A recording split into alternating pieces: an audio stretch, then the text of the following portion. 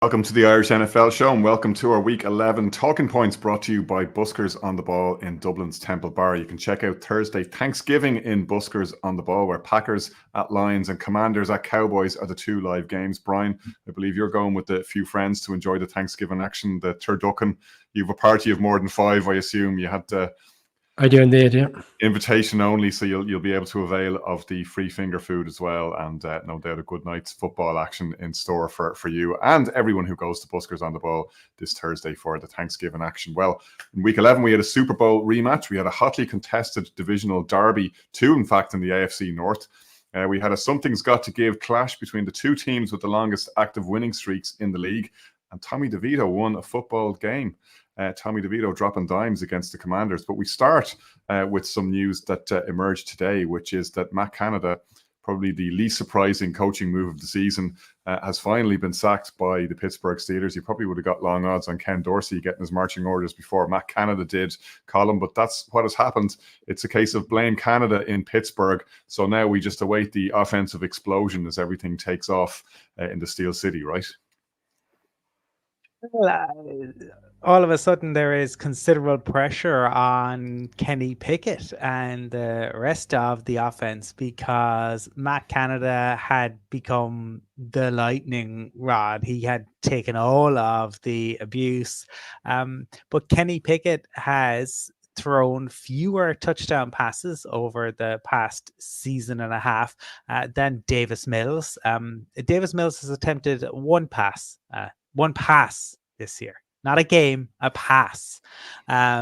He has thrown fewer touchdowns than Matt Ryan, who retired at the end of last year and also played for the Colts last year.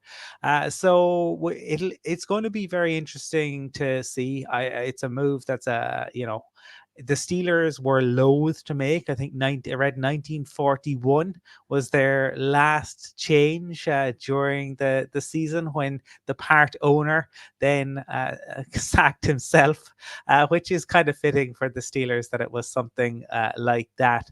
I am interested to see if they can really now begin to what they'll do, right? Because Tomlin tried to defend it from the podium again. And I think there's a wider point. We'll probably get into it a little bit more in some other areas, Connor. But I keep going back to it. I understand fans are going to be subjective when it comes to their teams. But what a head coach says, what a quarterback says, what anybody says publicly, and particularly from the podium, should be taken with a giant truckload of salt, because they are spinning, they have narratives, they're deflecting. None of it should be taken seriously. It's not real. It's all performative. And people tend to, get into these incredibly heated arguments about it on Twitter. And look, here we are a few days on, and Matt Canada is gone. Yeah, we had a truckload of salt from Robert Saleh as well on the Zach Wilson situation, which is something we might get into as well. Brian, for you, I mean, as Colin was alluding to there, it's a case of did Kenny Pickett cost Matt Canada his job, or did Matt Canada cost Matt Canada his job? It's kind of hard to know where one begins and the other one ends. Having been at the Steelers watch party over the weekend in Croke Park, great occasion that was. A lot of groans and teeth being gritted, and Steelers fans, as we know, like any fans, really behind their team. There's a big constituency of Steelers fans here. There was lots of them in evidence in Dublin over the weekend, and they were deeply frustrated. But that frustration wasn't all on the blame Canada bandwagon. It's pointed at Kenny Pickett as well.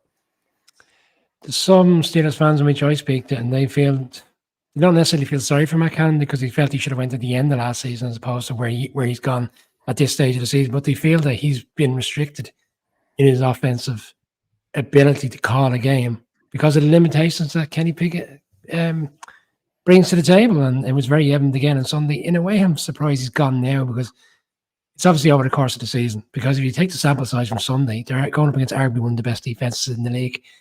And you'd walk away from that game and go, okay, as bad as Kenny Pickett was, he was up against a real difficult task in the sense he was never going to put up huge numbers against that defense. But obviously over the course of the season, and Colin was right, I mean, Tomlin's was very defensive on Sunday, and here we are 2 days later, and he's been relieved of his duties. But I think it's a combination of both. I don't think most Steelers fans would truly, genuinely put out there that Kenny Pickett is the long-term answer. But maybe we'll see.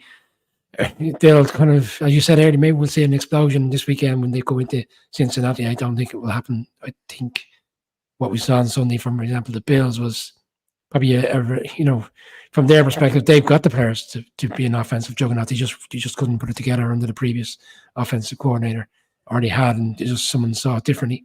But for the Steelers, it's a strange move at this stage of the season for me. But he should never have been there in the first place, because they wanted him gone last offseason. But it's hard to know, though, what they do differently. Yeah, they run the ball reasonably well. When Pickens can be bothered, he's a very talented receiver. Deontay Johnson, we know what he can do. It's not like they're devoid of options around the quarterback. But I don't think Matt Canada was keeping the playbook restricted because he just willingly or willfully wanted to play a certain way. It seems very clear that he felt the shackles were on him in terms of, as you both alluded to, the limitations that Kenny Pickett brings with him. So you want a lot of creativity there to overcome that. And again, you're relying on the Steelers to come up with the big takeaways, which they did again at the weekend. Not quite enough this time around, but that still seems to be the pattern until somebody finds a way to break it. But the run game has been very effective in like the previous weekends. The Packers, they went for nearly 200 yards, a combined 200 yards of two players, which is obviously Warren and Harris. But it's the reliance on the run game you just touched on there. Like, they're continuously having to revert back. The run game was effective early on in the season when they were winning other games. Like, what games could you genuinely say, Kenny Pickett has won them the game? The Ravens game, there was a couple of passes towards the end, and people were going, "Oh, look what Kenny Pickett did there." That was very much a game that the Ravens, for me, imploded in. There's no games over the course of the last 2 years you could turn around and say, that's the lightning bolt moment for Kenny Pickett's going into the league. And you see that from quite a few quarterbacks over the course of their time, whether it's the first year or the second year. We haven't seen that at all in any game whatsoever. And they would have doubts. Like, you think back to that draft, he was the only one that went in the first round, the quarterback. He went to number 20, and people were talking about Malik Willis potentially being a top pick. He didn't go to the third round in that draft. If Kenny Pickett had went in a later round, would the pressure have been as intense on him? And I don't think they did him any favors either by bringing in, with all due respect, Mitch Trubisky as the starter last year, because that was very evident that wasn't a long-term solution. So he was going to quickly get his opportunity. They probably would have been best there playing him immediately last year, taking the bumps and bruises. He might be in a better spot now as opposed to where he is now. Anyway, meanwhile, in the land where no quarterback concerns exist, Colin, we had the Super Bowl rematch at Arrowhead. Eagles took down the Chiefs, as all three of us predicted. I think 8-2. In fact, we had a clean sweep for the Eagles, which is it's strange that we all felt confident enough to pick against the Chiefs at home, but indicative of the question marks that still exist in Kansas City after that game, where the Chiefs, to be fair to them, handled the Eagles for the most part, put in a really good performance, actually outgained the Eagles by over 100 yards. And yet, because Patrick Mahomes has only the players to throw to that Patrick Mahomes can throw to, and Marquez Valdez-Scantling let the game literally slip between his fingers. Yeah, and I suppose, for the Eagles, they're going to point to the fact that they were on the road to the Chiefs, and that Andy Reid had time to get things right, and ultimately the Chiefs they had a double-digit lead and they couldn't get it done. And I suppose the concern is the fact that this is an ongoing issue. This is 4 games, I believe now, where they haven't scored points in the second half. So defenses are adjusting and defenses are taking away. They have one fourth quarter touchdown all this season, which is incredible when you consider the team that we're talking about, the reigning Super Bowl champions, with Patrick Mahomes. One fourth quarter touchdown. Second fewest second half points of any team in the league. Especially considering the fact that, like, how important the fourth quarter is in general and how important the fourth quarter has been this season.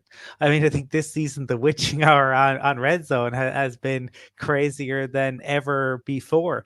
And I saw something on Twitter. I didn't have time to look to verify it, but the claim is, and maybe Brian, you can check this out, that the Browns have scored more points than the Chiefs this year. Is this if I might get a chance to look that up, but that would be another startling stat and a testament. I think, Connor, there is more to it than just the drops. The drops are so repeated, and also the fact that the running game, I mean, Pacheco, there's been some great memes over the past few days in relation to this and how Chiefs hard have 225 points, Browns have 227. You're quite right.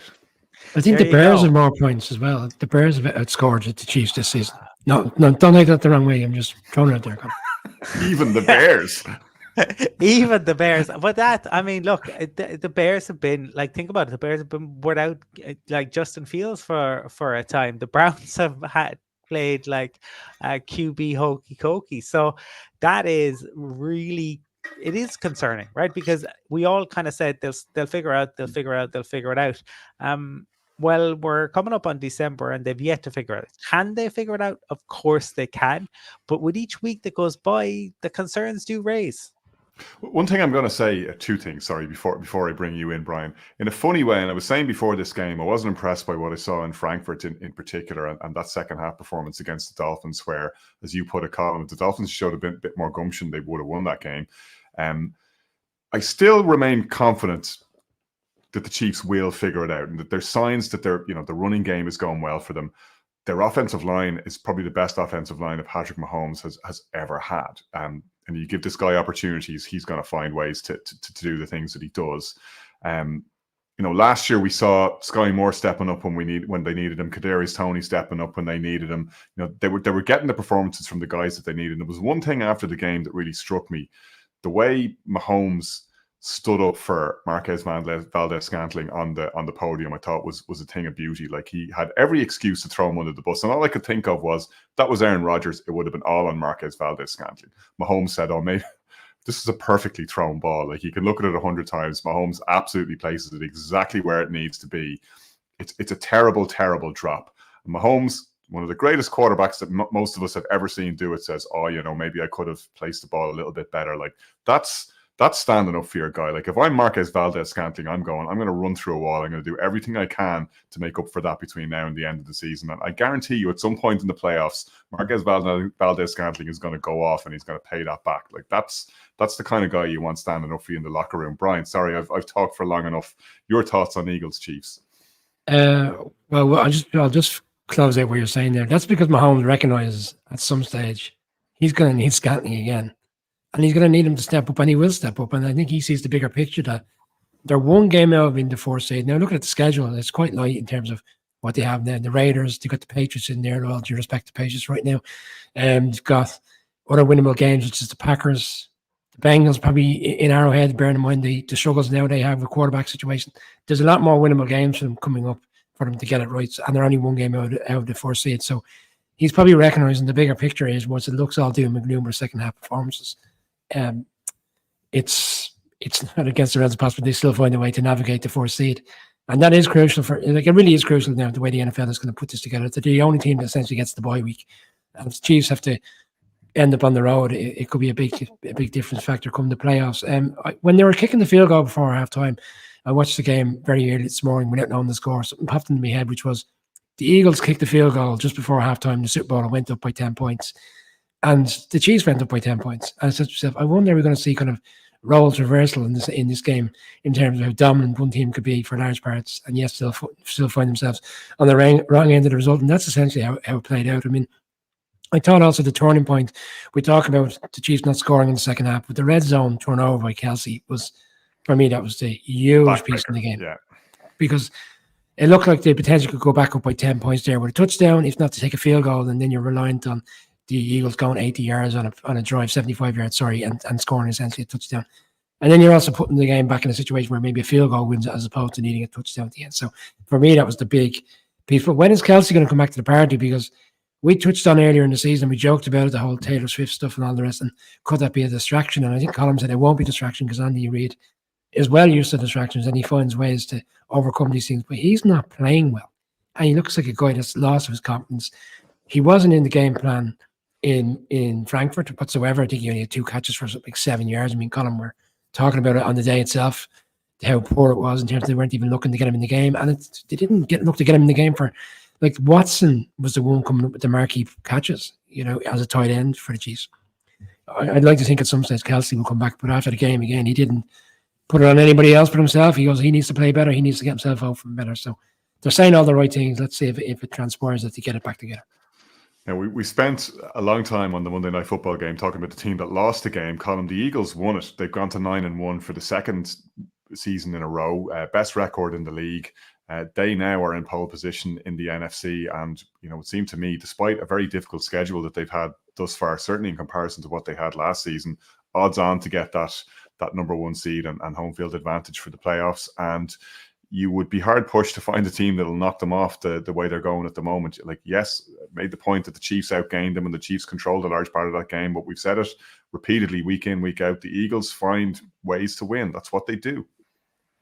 Yeah, and they're brilliant at that. Now, look, there's still plenty of football to be played, but just in relation to Brian's point about Kelsey, I do wonder if sometimes teams saw, and we did talk about this on the show time, teams saw what the Broncos did against Kelsey in that second game in particular, where they just took him away, and then the Chiefs had no options, and the Broncos finally get the win, after 16 attempts. And teams now realize if you take Kelsey out of it, right, if you're prepared to really go in on him, then Mahomes doesn't have the options because he doesn't trust the other guys, and there's a reason he doesn't trust the other guys. And the Eagles have the horses to go with you, and they're just, again, it's the roster. And to me, this is where Howie is just so good, because we'll get to it. We're going to talk about the Jets. We're going to talk about Chargers. We're going to talk about others. Like, Howie looks to address issues when they happen, and he is forever trying to improve the team, even during the season. So he's looking to make trades. He's looking to pick guys up. He's always looking for that extra edge. And that's what makes the Eagles so good. I mean, again, you Jalen Carter trying to intercept. Catch the spike. Yeah, catch the spike. I mean, it's the thought of doing that. Like, I go back to me, one of the beauties of Maradona's hand of God goal, right, is that he even thought of it. Most players, like 99 players out of 100, would never even think, right? They it's just they think differently, and this seeps into them. They're all playing heads-up football. I mean, let's not overlook AJ Brown was absolutely robbed of a brilliant play when he did strip the ball from a player who hadn't been touched down and turned over the turnover. I've never seen that before. Like, that's a brilliant play. The Mannings were losing their collective SH1T in the Manning cast over. Peyton Manning literally said, "That's the best play I've ever seen." I was jocked off by the referees, unfortunately. But Brian, as Colin was saying, that's another example of what keeps the Eagles where they are. And you can't give enough credit really to Nick Sirianni, because lost both his coordinators, who are both doing creditable jobs in their respective head coaching roles, which goes to show, the brain's trust that has been taken away from him in Philadelphia. And despite a little bit of teething problems, relatively speaking, they still seem to be rolling. Yeah, it kind of strikes me as what Colin said about another team in the NFC, the Vikings, earlier in the season, where they could have a better season and not win as many games. And okay, the Eagles' record is very much similar patterns to where they were last year, but they aren't playing at the level in which we saw last year, offensively in particular. They're not putting up the huge numbers. Jalen Hurts last night was sacked time and time again. He's not getting out of the pocket as easily as what last year teams are combating against him. But yeah, here they are, 9-1, and more winnable games to come. Right now, it looks like they are okay, the Lions are having a fantastic season. I think it'd be a great fairy tale story if the Lions were to get everything run through Detroit in order to be in the Super Bowl in Vegas. But ultimately, I think it will be the Eagles who claim the number 1 seed again. And it's hard to see any team going into Philly, and turn them over. But obviously, they've got to play the 49ers yet to come. But right now, it's hard. Like, even last night, it's the nature to come back and winning that game last night, and how that will kind of move them on to another level where they'll just think essentially they're unbeatable against certain teams. And when you're playing the arguably number one team in the AFC, it's a huge boost. And probably felt like they had a point to prove after the Super Bowl as well. Yeah, but I think, like you said, I think they're still playing well within themselves. I think last season taught them exactly how they need to manage the season. I think they're going to peak at the right time. I think we'll see a different Eagles in the playoffs. To be fair, you see a different version of every team in the playoffs. We know that, but they've just got so much talent everywhere they need it to. I'm excited to see what they do when the real season starts. That's the end of our first segment of games. Where better to start the second segment than the Broncos stopping the Minnesota bandwagon column? The Minnesota had the longest active streak in the league. That accolade now belongs to the Broncos, who have the longest active win streak. Is Denver actually sneaky good? You don't want to admit it, but they are. I don't like it. It's an interesting one, and given where the team were, and they were sitting 1-5, and some of the performances, they have done a very good job of turning it around.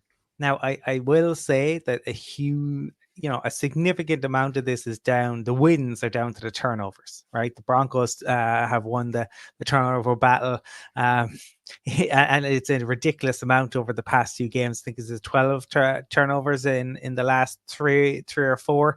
And I read that the next team was the Steelers. So it's 11 for the Broncos. It was 6 for the Steelers. So they're almost double. Now, some of that has been the way in which kind of the defense has gone out and played. But how sustainable is this way of playing, right? To win games by a point, by 2 points, to get the bounce of the ball. But I do think it is the way they kind of have to play with Russ at the moment. And what you're seeing is he's playing on a very short leash for the most part until they get into the red zone, and then they're prepared to allow him to take chances. It is a huge turnaround. But at the same time, the biggest couple of games I think are coming up with the Browns, because that would be very interesting to see how Russ and the Broncos offense do against that defense, and then that game against the Texans on the road in Houston against a very good Texans team.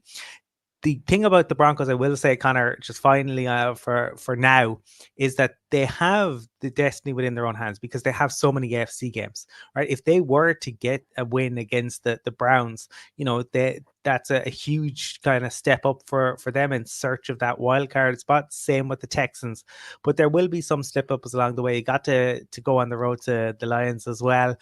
We'll see. Now, that peloton in the AFC is very tightly bunched. I know we were talking about it last week, but there's so many teams around the 5-6 win mark. You got the Bills up and down. You got the Texans in contention. It's really getting packed in there. And as you say, other teams are going to slip as well. So we'll see what happens. But it's interesting to watch. Also, I have to say, all the headlines for the last couple of weeks rightly going to the likes of CeeDee Lamb and AJ Brown, but Courtland Sutton, while the numbers don't necessarily show it, has been out of his mind. Some of the catches he's made over the last couple of weeks have been just as good as you'll see anywhere, anytime. He's been a real stud for Denver the past couple of weeks. Brian, it stops the Dobbs magic. I think, again, another game that we'd all called. We saw it kind of running out of the Dobbs wand, running out of a little bit of magic power this week, and so it proved. But again, Minnesota, like last season, the opposite to last season, they're losing a lot of these tight games, the ones that fell for them last year, not going their way this time around.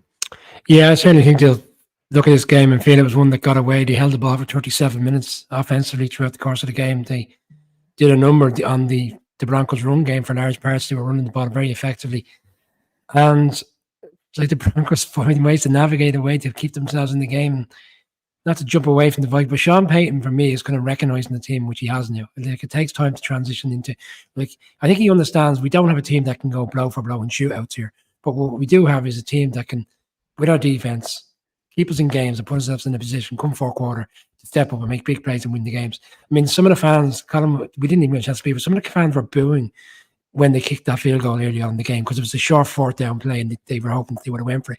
But Sean Payton recognised points are a premium in this type of game. I'll take the 3 points, and come the fourth quarter, if we continue to take the points where they're available, we have a chance to be in this game and win it. And ultimately, that's how it played out, because if you look at the stats the following morning, it was for large parts, it was one-sided towards the Vikings. But turnovers are key, obviously, as Colin rightly called out. But he's recognised we don't have the Russell Wilson involved. It's not shootout territory type team. credit where credit's due, is Russell Wilson finally recognizing that Russell Wilson isn't the Russell Wilson of old. Like, he's now the highest paid game manager in the NFL. But he's sticking to the script. He's doing what he's been told to do, which is the reason why he got shipped out of Seattle, because he wouldn't stick to Pete Carroll's script. But he finally seems to be listening to Sean Payton, and everyone's benefiting from it. Colin has smeared, so I don't know if you agree with it. Like, their best receiver on Sunday night was their running back.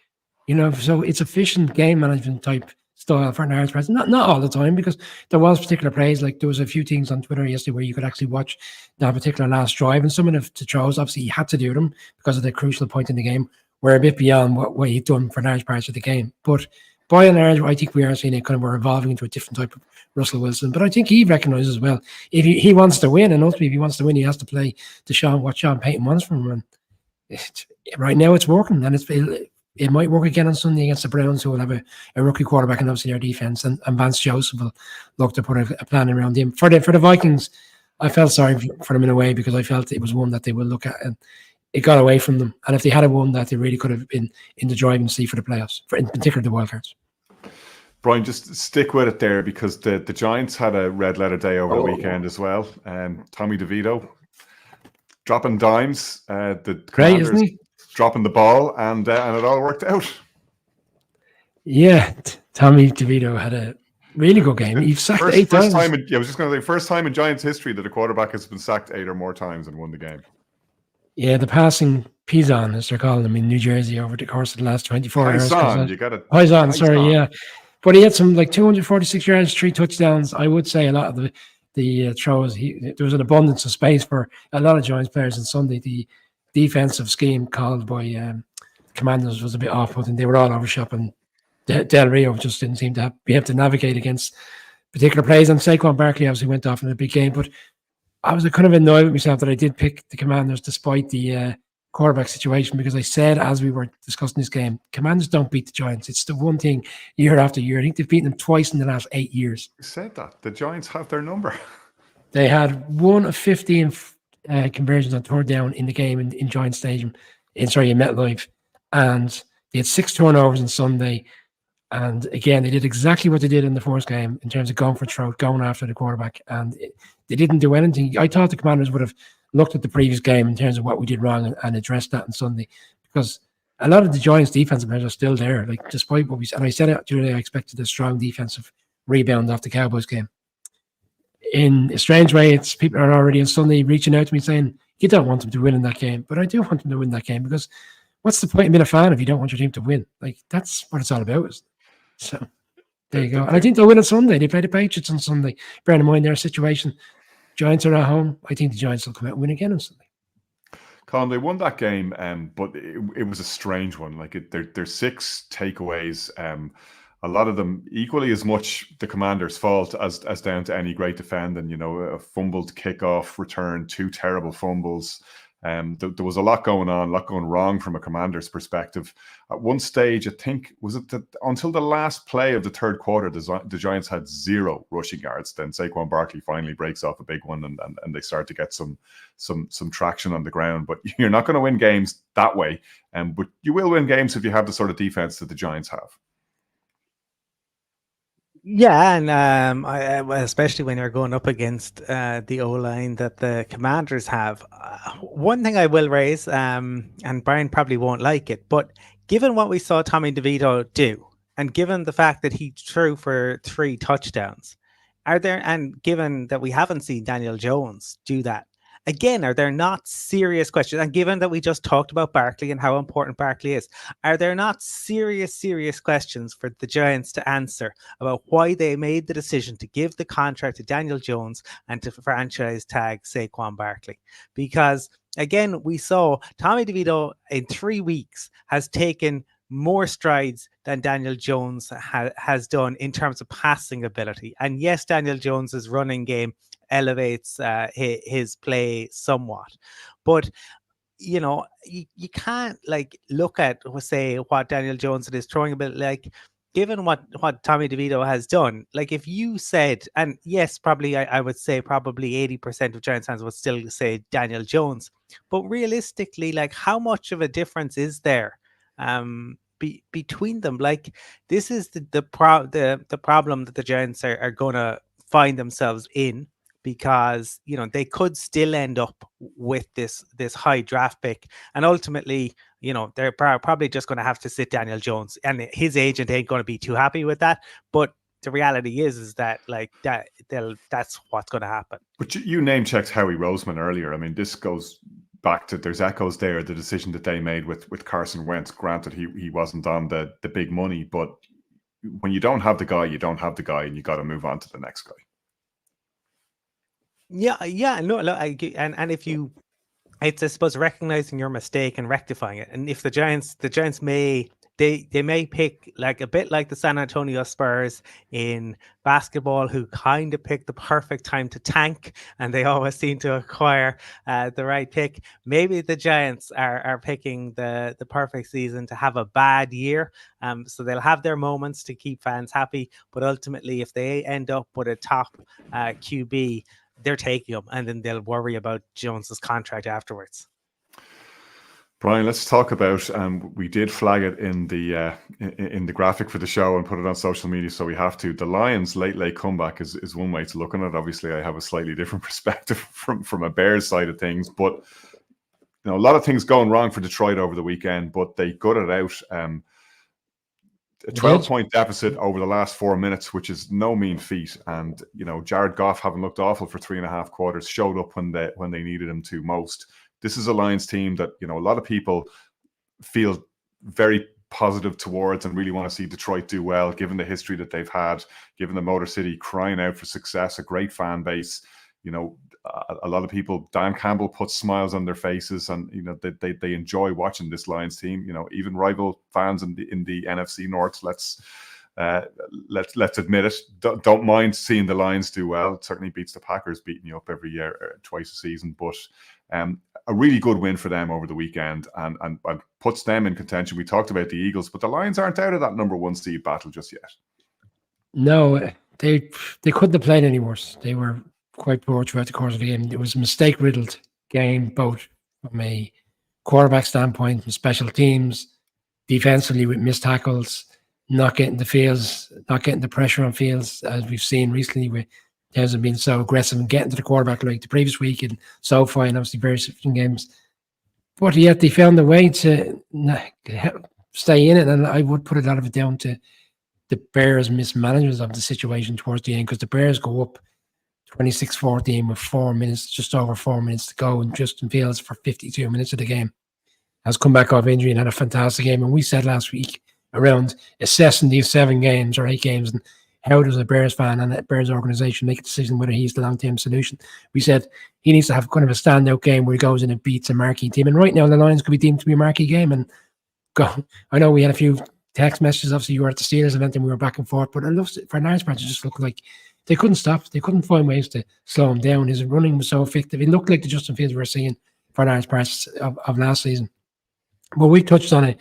My concern is around when the game speeds up in the 4th quarter, can he close out the game? But he wasn't allowed to close out the game, because if you look at the numbers, they took it out of his hands and they went to a run game. 2:53 left on the clock. The Bears run 3 plays, 2 for Herbert and an incomplete pass. And they give the ball back with 2:33. Essentially ran no time off the clock. You said it there. They went run, pass on that drive, and then Tyler Scott misjudges the flight of a perfectly thrown ball in the air. Doesn't even do a Valdez-Scantling because he doesn't get there. It's funny because on TV it looks like Justin Fields overthrew him. He absolutely didn't. He put the ball exactly where it needed to be. Tyler Scott was the first person to say it after the game. I hesitated. I misjudged the flight of the ball. I should have kept going, and he would have had a touchdown, and that would have been game over. But they took the ball out of Fields' hands. Like what did Eberflus coached like a coach who's lost too many games. He's gun shy. He's the exact opposite of what, we talked about Dan Campbell. Dan Campbell goes for those all the time. He went for them all the time. It's one of the reasons why people love, and he's not stupid about it either. It's not kind of casino stuff. Most of the time, what Dan Campbell does is exactly what the analytics would tell you to do. Like, he adds, the Bears lost 10 points of expected win percentage by kicking the field goals. 3 of those 4 field goals were the wrong decision to take, particularly the one on 4th and 1. You have a quarterback who's run for over 100 yards, who's, passed the ball extremely well, been cutting up the Lions defense all day long. and you decide to kick a field goal rather than go for it on 4th and 1 when you absolutely could have iced the game. Like, to your point on on Fields, Brian, and you've said it, you're looking for consistency. Well, to be fair to him, if you're looking back over the last couple of games, should have beaten the Broncos. It's no fault of his own that they didn't win that game.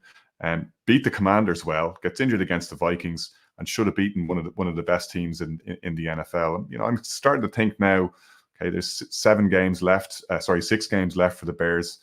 There's some winnable ones in there. They should be looking to beat the Packers. They could beat the Vikings. They'll fancy themselves at home against the Lions to try and get vengeance for that game. It's not necessarily one that they'll be favourites in. And they got the Cardinals as well. If over that 6 games you see this type of performance for Justin Fields, if you see 3 or 4 wins over that stretch, I think you've got your guy. I think you've seen enough to justify your faith in him. The head coach, I think, should be on his way out at the end of the season. I think that should be the last straw for me. But Colin, again, sorry, just two quick points on this. Sorry, Colin. You're talking about the coaching situation, and we're talking about situation in football with Sean Payton taking field goals. There's a time in the game where it's the right time to go for a 4th and 1, and that 4th and 1 with 4 minutes to go was the right time because they couldn't stop them. And then he would have ran the clock down even further, and then essentially probably would. And then you kick the field goal, but you could have taken another minute and a half off the clock. And then I read another report because the last drive in particular, where the Lions literally ran down the gut of the Bears defense with Montgomery and Gibbs, they said, "Oh, well, the Bears defense was getting tired." The Bears defense was on the field for 19 minutes and 36 seconds throughout the entirety of that game. They literally controlled it offensively. So there's no way they were tired. They just down tools essentially towards the end. But again, that's probably the frustration of a defense who've seen a situation to win the game on the previous drive for the offense and didn't take it. Brian, again, from a Lions perspective, there's lots of reasons to be positive in Motor City, and Brian touched on it there. David Montgomery, who they acquired in free agency from the Bears, turns out to have been the right man to fill that berth in the backfield. They cleaned out their backfield, as we talked about last week. Jahmyr Gibbs and David Montgomery doing it for them. Yeah, like we touched on it. Yeah, so there was a thing, again, I touched on it last, Adam Rank, and Colin was involved in that interview where Adam Rank said people are I suppose, getting a little bit agitated by Williams walking away from the Lions and free agent and going to the Saints, but they've picked the right guy. They brought in Montgomery. We're going to see the Montgomery that the Bears really haven't utilised over the course of the last 3 years. It's night and day. Gibbs has really turned out to be a fantastic, pick. People were kind of, as we said last week, questioning that pick such high up in the draft, but he really is such a complimentary player, and it eases the pressure on Goff when you've got those two players. And we'll see them again on Thursday night and Thanksgiving, how effective they can be in the run game. Colin, one point we missed when we were talking about the Broncos, Kareem Jackson, the serial offender, banned again, and this time, it's left serious egg on the face of the NFL that his previous suspension was reduced on appeal. I don't think there'll be any appeal in this sentence. Well, what's fascinating, Connor, is that there's a number of people, certainly across Broncos media, and some of the players who have come out to try to defend this, which again to me is utterly ridiculous. And look, I don't know if this is where we want to get into the wider conversation or around the comments about a former superstar QB made, but Kareem Jackson launched himself. Like, this is not just about getting hit. Like, does he make contact with the helmet being super technical? He launched himself at another player. And as I pointed out on the show a couple of weeks ago, we now have over 350 examples of players with CTE. And that is the tip of the iceberg. Like, how many more are there going to be? So it's all very well harking back to the days when it was different. And like, there might be a point that the NFL itself is being hypocritical, because NFL Films constantly puts out these throwbacks and John Lynch's huge hits and Steve Atwater's huge hits. But we as a society have learned what brain injuries are like, and repeated concussions, repeated hits to the brain cause serious damage that cannot be repaired. So you can't see the weight of scientific evidence and go, we're going to ignore that because we loved watching it when it was different. So you have to move with the times, and Kareem Jackson has to learn. But this is the guy who was tweeting during his time when he was suspended just a few weeks back, he was saying, he didn't seem to have learned anything. He had tweeted, "Just put us in flags and t-shirts." He said at one point, "I played long enough and made a ton of money. I wouldn't care," in response to somebody tweeting saying, "I wouldn't be surprised if the Broncos cut you." So he doesn't appear to be a man who is going to learn any lessons. Right, and there we leave it for our second segment of Talking Points. But Brian, Colm alluding there to a point made by Tom Brady, who's interviewed by Stephen A. Smith, and he's sounding off about the standard of play in the league. And one of the points he made was around hits, and probably prompted by the comments that Jim Harbaugh made after that injury to Mark Andrews in the Ravens Bengals game, where he was accusing the Bengals linebackers. Is it Logan Wilson? Logan, right? Was it Wilson? Was it Wilson? Am I right there? One of the One of the Bengals linebackers. Anyway, apologies, his name escapes me right now. For what's been called the hip drop, so where a defender kind of grabs a player around the hips and then just drops to the ground to bring him down. Now, which caused the Mark Andrews injury, because he fell on Mark Andrews' ankle as he's bringing him down. Brady was saying it's up to the offensive players to protect themselves. When I was playing, we practiced the fundamentals of the game. You learned how to protect yourself, and defensive players, it's not their duty to protect you; it's your duty to protect yourself. Says Tom Brady, who it's hard to believe. The entire slate of rules were changed to make sure that Golden Boy stayed on the field for as long as possible himself. But even Brady's weighing into the game's gone soft debate. Now, I don't know.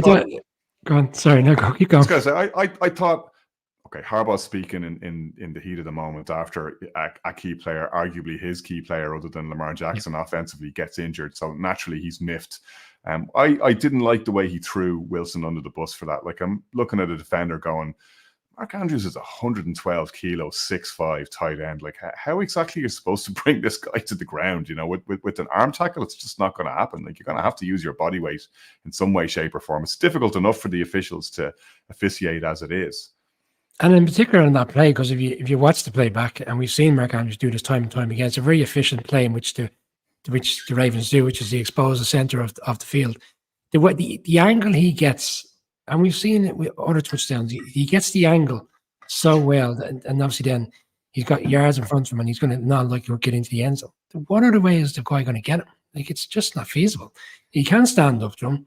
He has him on the angle, because the nature of the throw is perfect and put it precise into the breadbasket. Essentially, I don't see any other way around doing it, and I don't think it's any malice. It's just it's hard to say Brady says. I'm surprised you can go to Colm on this, because I don't want to steal Colm's thunder on this. But is Brady coming into the league next year? Is Brady joining the Fox coverage next year? Is it next year or the year after?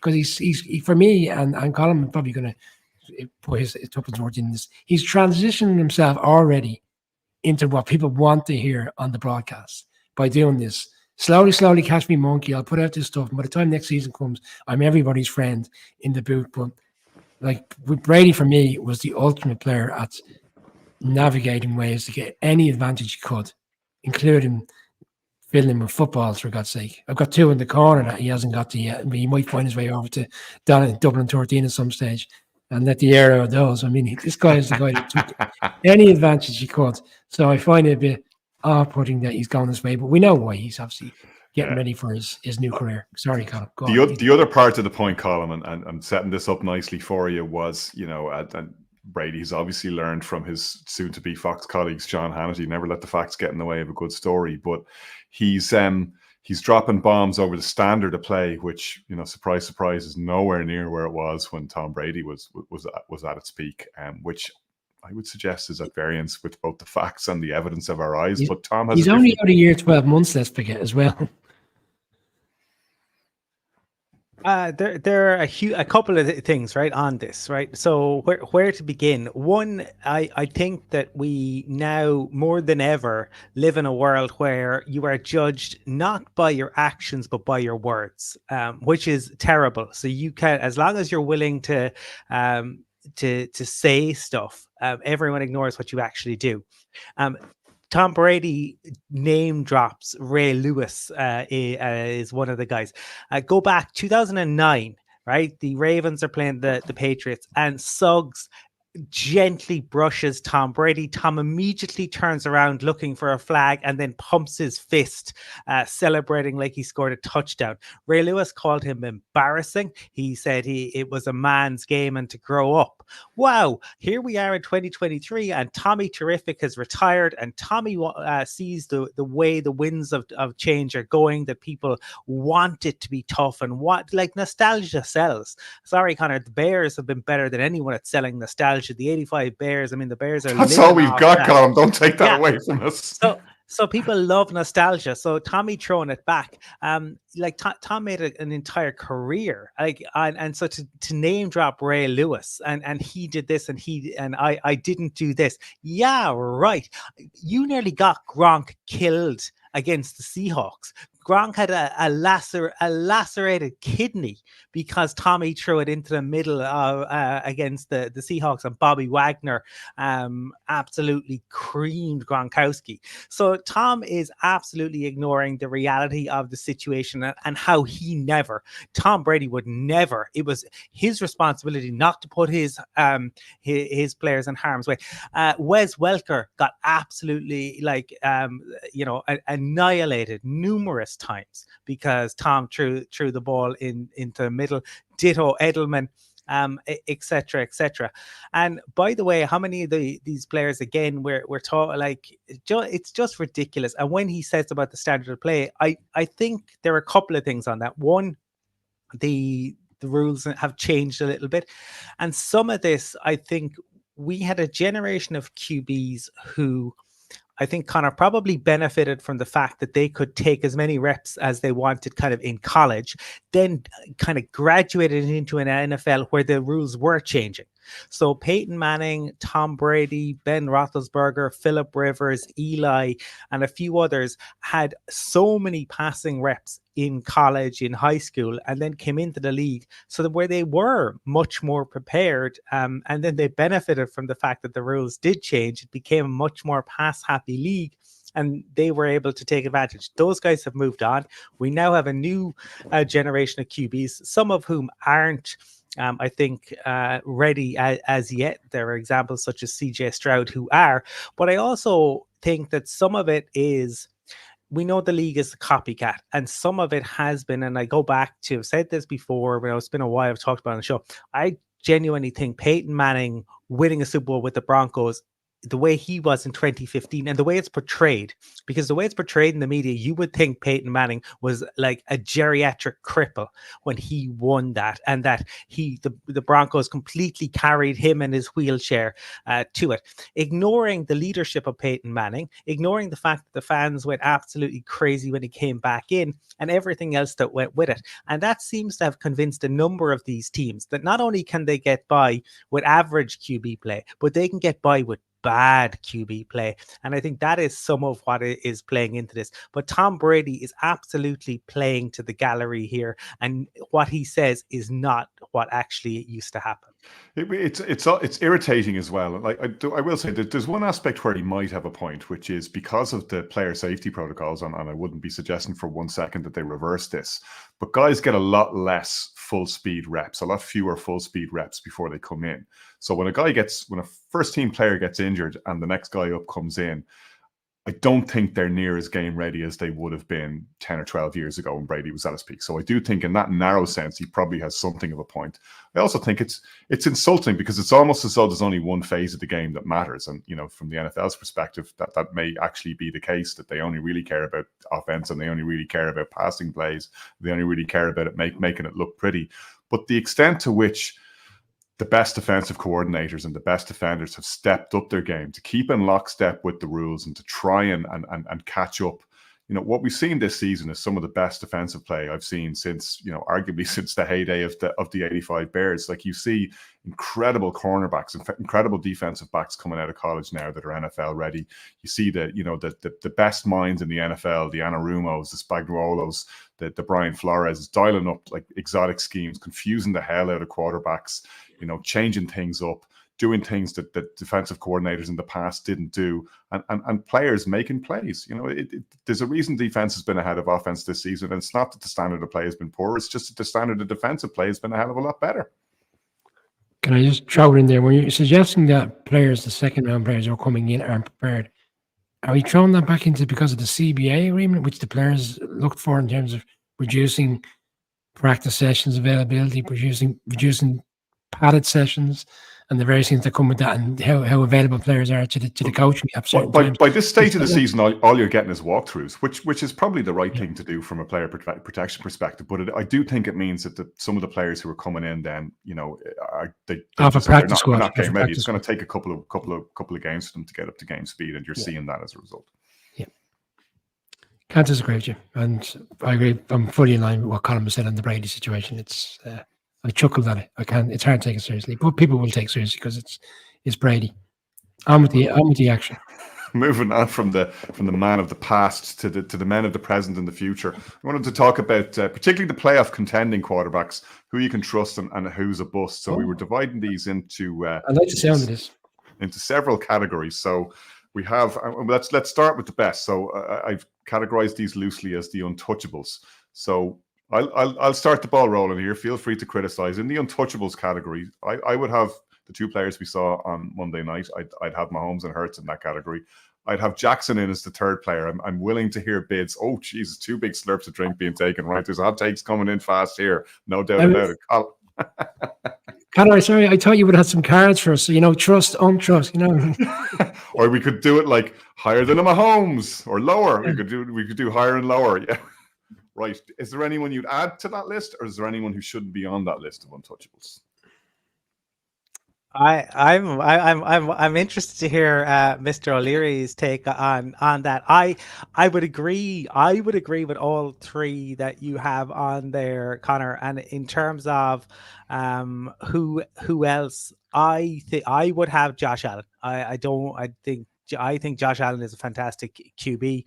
I don't think the issues that are existing in Buffalo are his fault. And if I was going into a Super Bowl with Josh Allen, if Josh Allen is your problem, you have great problems. Like you really do. The guy can put a team on his back. He can win in so many different ways, and he can make throws that other guys just can't make. His ability to beat you on the ground and in the air. For that reason, I would be prepared to put him into that tier of untouchables. Brian, I don't think there's anybody else you could put into that tier, and so maybe I'm going to navigate away from giving you an answer. But you look at the other potential teams in the NFC, like Brock Purdy. Depending on how this season plays, you could argue maybe he could be in there, but because I would say he's rebounded very well off the 2 losses in terms of, the 3 losses in terms of how they come back off the bye week. But Calabria as a group to come back really well off the bye week. But he had a really strong game on Sunday. But then people could suggest this isn't a strong Buck side. And the previous week he did do quite well in tough conditions in Jacksonville. But we haven't seen enough, and he's only in the league a year for him to be in the untouchables. If Joe Burrow was still healthy, I would obviously be. Yeah, him in there, but obviously he's question. Yeah, I only have him out because he's injured yet. Yeah, okay. But then there's no one else really within the AFC right now that you would put in there. And in the NFC, bear in mind, Goff is, was supposed to be the kind of interim quarterback before the Lions moved on. It hasn't played out that way. I don't think you can put him in there. So right now, I don't think there's anybody in the playoff picture right now. And Tua has his question marks because they've yet to beat a team with a plus 500 record. Don't put the Raiders in there. They were 5-5 last week. They were at 500, exactly. The next category we have is within a tush push of greatness. So we've discussed Allen already, and as an arguable case for the untouchables. I'm not going to lie on that. I have in this tier Herbert. I have Dak Prescott in here. I have Trevor Lawrence in here. A question mark, but given the level of his play this season, I think it's worth having the debate. Should CJ Stroud be in there? Is he already that close? And I agonized over this one because he has actually won a Super Bowl. Is Matthew Stafford? I would have 2 in there because I think the Lions right now are potentially a team that could end up being the number 1 seed, and then they would have a serious opportunity to get close to being the play in Super Bowl. Bearing in mind, I think they would have, their home record this season has been off the charts. They're so dominant in the red zone. He plays at a different level at home than he does when he's on the road. So I think if he was to get a run on it in the playoffs in Miami, I think we could seriously consider seeing them in the Super Bowl. I don't think they're just there whoever. Absolutely not for me because of the team which he plays for. But what are we suggesting? If he gets traded somewhere else, we have to put him. Are we talking about teams that are going to the playoffs in this particular conversation? We're talking about the QB. So, like, all right, I would argue the toss up Tagovailoa. I need to see that playoff run before I put him up. I have him in the next category down, which we'll get to in a second. Colin, how do you see it? Oh, I mean, like for me, Herbert is because of he hasn't done it as yet. I can't put him in untouchables, but I think Herbert is fantastic. Like, I had a little bit of a debate or a discussion with Fred on Twitter this afternoon about this. To me, and I know this is a slightly wider point, but I do think it is relevant here. Sometimes, right, the Chargers, and the meme are at the weekend, right, was the Chargers play the same game, and then like the Chargers play the same game every year. The Chargers play the same game for the last 10 years. Say the Chargers play the same game the last 20 years. Oh, the Chargers play the same game the last 30 years. They do. And here's the issue is that it goes beyond. The Chargers have changed head coaches. The Chargers have changed quarterbacks. They've changed GMs. They've done everything. They've had superstars. Nothing has worked, right? Because the ownership situation there is bad. They are bad owners, and that creeps in. And we don't talk about it, right? Because a lot of the times it's somewhat intangible, and the owners have so much money that media don't want to discuss it, because if you do, you lose access. But how do I put this diplomatically? Philip Rivers was as talented a QB as Eli Manning, I would argue. But Eli went to an organization who are properly run, who wanted to win, and who put pieces around Eli to allow Eli to win. Philip Rivers did not have that. And the 2010 Chargers are, probably the ultimate example.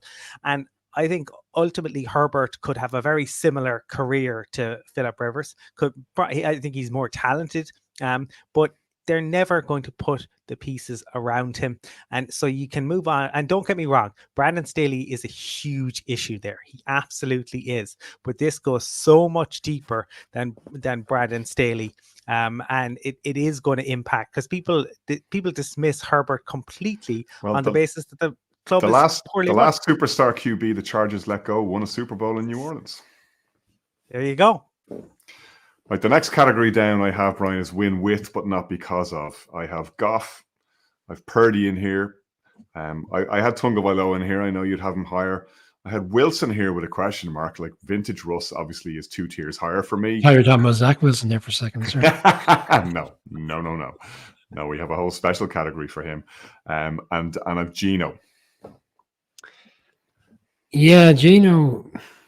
I mean, Geno, and so I'm surprised we haven't got to it, because I wanted to see Colin's reaction to Sunday, because Geno, for all his flaws, was brought back into a game on Sunday because essentially the backup couldn't do anything with the ball, and he somehow managed to get them just about into field goal range, but unfortunately wasn't to be.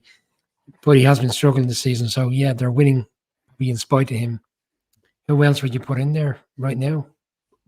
It's difficult to see. I would have put Purdy a little bit further up, but I'm obviously thinking at the bigger picture in terms of where the 49ers are for the season. Yeah, I'd have to look at who's on the periphery here in terms of the playoff picture to put in another quarterback. I'll let Colin go first. I want to mull this one over, if you don't mind. Again, on Geno stuff, and this probably goes with some of the points I was making earlier, Connor, in relation to media and narrative and spin. There were people out there that would have you believe that Drew Lock was hard done by, that Drew Lock didn't get a chance, that Drew Lock was a great QB. And there are Seahawks fans who just a couple of weeks ago were calling for Drew Lock. We needed to bench Geno. It wasn't working. Well, you got to see Drew Lock. Do you want more of it? do you want more of it? Because you ain't going anywhere with Drew Lock as your QB, and for that alone, Gino actually absolutely deserves to be in this tier, because I do think Gino can win you games. I think with Russ, like all of these QBs, I think need to be in the right system of sorts. I know undoubtedly there'll be Dolphin fans that will disagree with that. Tuanon wouldn't hear it. I think Goff is probably one who Skylar has Thompson shown. nearly won a playoff game with that team. Like, you send Tuivasa to Chicago. It's the ultimate test. Well, I think in fairness to Goff has shown probably more growth. Now, look, Purdy's very, very, very young, but Goff has shown an ability to learn and grow. When he went to the Lions, it was almost an afterthought, but he has shown an ability to improve his game. Now, we talked about Russell Wilson earlier. Russell Wilson was humbled last year, and Russ is finally learning, and he didn't want to learn the lesson in Seattle, and it took Russ to be embarrassed repeatedly on national television. And remember, Russell Wilson lost 15 pounds, a full stone this offseason. So it took that sort of humbling for Russ to be willing to play within the system. But like, again, in the right system, yeah, he's doing quite well. I don't believe any of the QBs that we are going to talk about, should be elevated into this tier, and I don't think any of them are worthy of, as yet. Purdy may get there, but I don't think any of them are worthy of being in a higher tier. Brian, next tier down then is they might have a hot streak in them. I have Derek Carr, Josh Dobbs, I have Sam Howell, and I have, again, question mark here because I'm not sure where to put him, but Jordan Love? Yeah, actually, I was going to show that one in there because bizarre as it sounds right now, the Packers are only one game out of the wildcard spots. And they have, again, everybody has a kind of, I suppose, a position on their schedule, but people are looking at the Packers schedule, maybe outside of the weekend, Thursday's game against the Lions. And finally managed to breach that 21-point mark, which they haven't done since the first game of the season against the vaunted Brandon Staley defense. Yeah, well, Brandon Staley's defense is a nightmare. It's a disaster. Sorry, I couldn't get away from this. We have to call this out. Brandon Staley said we're not going to, I actually am not going to play the video, but we've all seen the video on the rant at the press conference, and now he's getting frustrated with questions being asked him about why he continues to call the defense. And he's saying it wasn't the defense that lost us the game today. There was a number of reasons. They're 34th in yards allowed. They're 32nd in passing yards allowed. And they're 32nd on first down allowed. How does he think that his defense is playing well? How does he think this is sustainable for him to be calling plays on the defense? That's probably why Jordan Love had a really strong game on Sunday, because he's gone up against arguably one of the worst defenses in the league. However, we've seen some bright spots. I thought he played quite well in Pittsburgh the previous week, and unfortunately interception at the end when it looked like they may have won the game. And maybe they can turn it. Maybe they can turn things around, because the one thing I would say about the Packers, if they get things going, they can. We saw it towards the end of last season where things fell for them and they won a lot of games and obviously didn't win the final game. But if he can build confidence on that win on Sunday, and like, I'm sure the Packers are looking at Thursday's game and saying, we saw what the Bears did to the Lions Sunday. Can we revisit that and do something similar? Get away from the point. I think Jordan Love is well in that particular category, and he could potentially move himself on depending on how he plays over the course of the season. What do you reckon, Colin? If he's the future. I've seen flashes, I suppose, from Jordan Love, but fourth quarter against the Saints is probably his greatest work so far. You know, when we talked about the Chiefs only managing one fourth quarter touchdown this year, he lit it up. When they really needed him to in that game.